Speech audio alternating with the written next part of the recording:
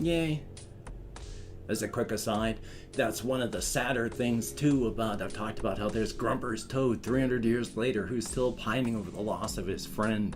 You know, he's trying real hard to keep the memory of Grumper alive in everyone today. Because Grumper was just this old human being who befriended the Toad, and now the Toad is still here and on the town council and can talk.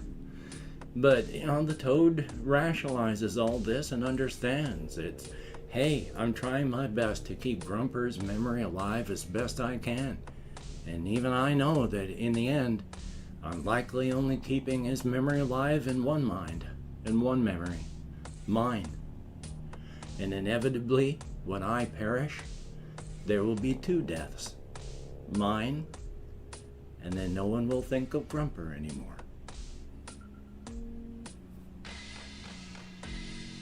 So that's really sad. I mean, Grumper's Toad is really sad. But coming on to some other stuff, there are some other things that I want to talk about, just real life stuff, but I also want to go into the inside, outside, world building stuff. Because here's something that is a minor thing that would not be huge unless I can figure out a way to do it.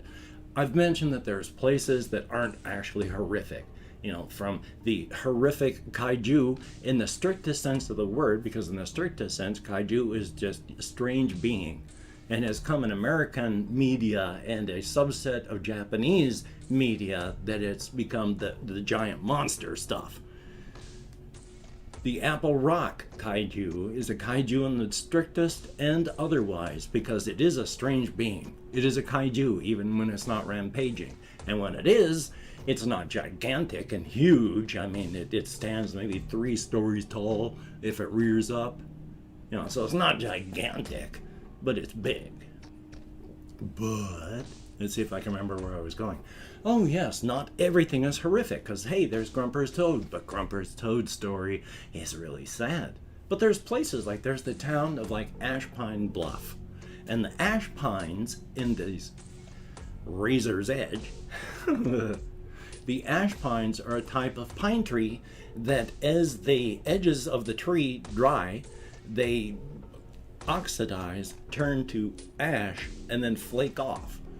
So all the time from these trees, there is a constant ash falling from them. It's a very nutritious, good golly, that's mine, nutritious ash, but ash nonetheless. And when you chop down this tree, the wood of it only lasts like a month maximum untreated, because as it dries out, it oxidizes, turns to ash, and when it's all done, there's nothing left of the tree. But there are ways that you can treat this wood to slow it down. You can't stop it, but you can slow the rate of the burning. So there is an industry of art where you can take this treated wood, and they have kits for people at home as well as pretentious art for people to put on display in their homes, you know, to, you know, show that they're rich.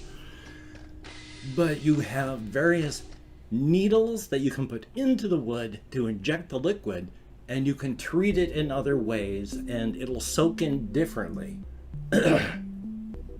So that over the years, this temporal sculpture slowly burns away in different areas over time, making a slow, abstract sculpture reveal itself that in time burns away and vanishes as well.